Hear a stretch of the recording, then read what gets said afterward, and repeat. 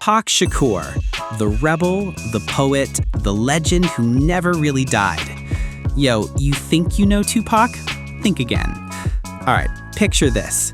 You're cruising down the street with the windows down, bass thumping, and suddenly changes hits your soul like a sermon. Boom! That's not just music. That's Tupac Shakur, a one-man revolution in Timberlands and bandanas. The guy wasn't just a rapper. He was poetry in motion, politics in rhythm, pain in a beat. Tupac didn't just walk through the 90s, he stormed through it. Gun in one hand, Shakespeare in the other. One minute he's acting with Janet Jackson, the next he's beefing with Biggie and fighting for Black lives. Buckle up. This story has arrests, poetry, gunshots, movie sets, gangster rap, and a plot twist straight out of Vegas. Welcome to the legend of Tupac, where thug life wasn't just inked on his stomach, it was coded in his DNA. From Panther Cub to Prodigy. Born Lesane Crooks on June 16, 1971, Tupac was destined to stand out. Even his name couldn't stay the same. His mom, Afeni Shakur, was a Black Panther who renamed him Tupac Amaru Shakur after a Peruvian revolutionary.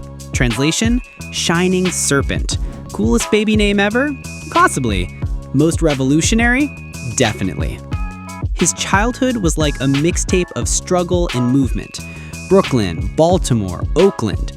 No silver spoons, just food stamps, poetry, and survival. But at the Baltimore School of the Arts, Tupac found his voice, studying acting, dancing ballet, yes, ballet haters, and writing raw verses that felt like journal entries from a revolution. Then came Marin City, California. New place, new Tupac. The poetry didn't stop, but now it had a street beat. Gang culture, drug hustle, and social commentary wrapped in rhymes. Tupac wasn't just writing his story, he was living every bar. Humpty dances in revolutionary rhymes. In 1990, Tupac landed his first break, not as a solo rapper, but as a backup dancer to Digital Underground, the fun-loving crew behind the Humpty Dance. But let's be real, Tupac wasn't made to dance in the background forever. By 1991, Tupac Ellipse Now dropped like a bomb. No club bangers, no twerking anthems, just fire-starting rhymes about police brutality, teen pregnancy, and systemic oppression. One track, Soldier's Story, even got Vice President Dan Quayle hot and bothered. He publicly said it had no place in our society. Tupac probably took that as a 5-star Yelp review. He wasn't here for bubblegum rap. He was here to speak truth and get heard, even in Washington. Juice, justice, and radio-friendly rage. 1992, enter Juice, Tupac's film debut. He played Bishop, a troubled teen with a glint of madness, and crushed it. Hollywood took notice. A year later, he starred in Poetic Justice alongside Janet Jackson and proved he had real acting chops and some smooth pickup lines. Musically, Tupac dropped his second album, Strictly for My Niggaz, and finally broke into the mainstream. Tracks like Keep Your Head Up and Holler If You Hear Me were revolutionary lullabies, making you cry, nod, and throw up a fist all at once. He wasn't just spitting bars, he was preaching to the people, rhyming his way through oppression, self-love, and Black pride. Tupac was becoming what few rappers dared, an activist with a platinum mic. Behind bars and bigger than ever. By the mid-90s, Tupac was both celebrated and controversial. His fame exploded, but so did the drama. Bar fights, lawsuits, paparazzi, allegations. Then came 1994, and a charge of sexual assault. He was sentenced to prison.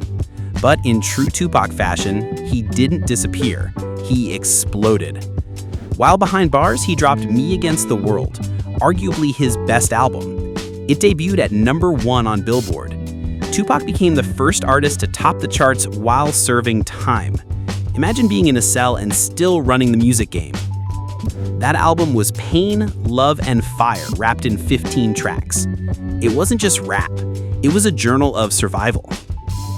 death row days, and the thug life gospel. In 1995, Suge Knight came to bail Tupac out, on one condition: signed to Death Row Records. Tupac agreed. And then came All Eyez on Me, his magnum opus, a double album, 27 tracks, pure, unfiltered, unapologetic thug life. It was loud, angry, fun, violent, political, and deeply personal. Tracks like California Love and Ambitions as a Rider became anthems for a generation. He wasn't just an artist, he was a force. And let's not forget his on-screen returns.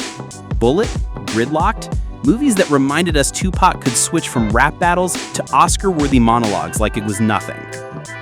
East vs. West and The Final Ride.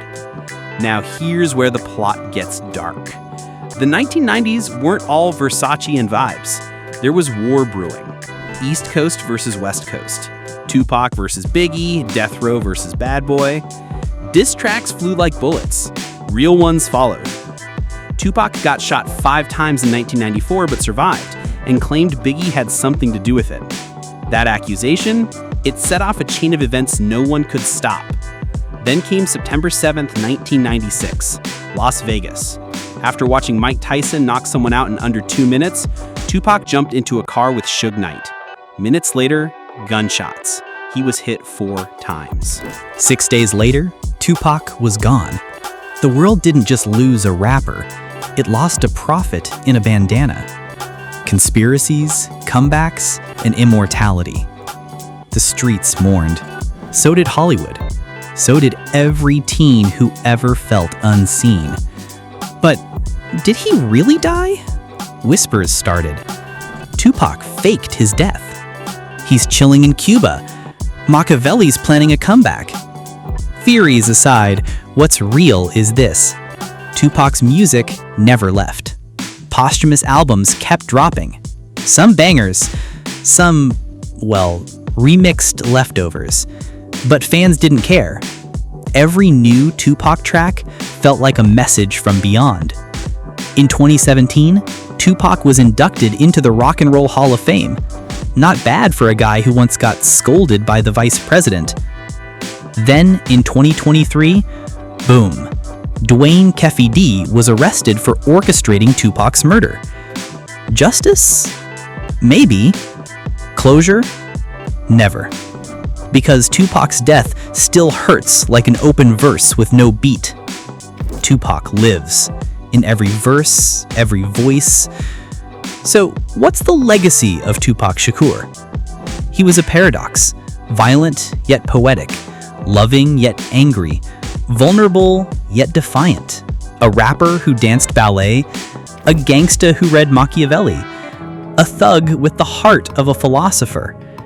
He taught us that pain can be art, that anger can be powerful, that poetry belongs in the streets, and that no matter where you come from, your voice matters. Tupac once said, "I'm not saying I'm going to change the world, but I guarantee that I will spark the brain that will." Well, guess what? He did. He sparked 1,000 brains. And he still does. Every time a beat drops and someone yells, "Thug life!" If this story moved you, like Tupac's verses always do, don't just scroll. Hit that like button. Drop your favorite Tupac lyric in the comments. Share this video with someone who needs to hear it. And for more legendary stories like this, subscribe and join the movement. Keep your head up. Tupac forever.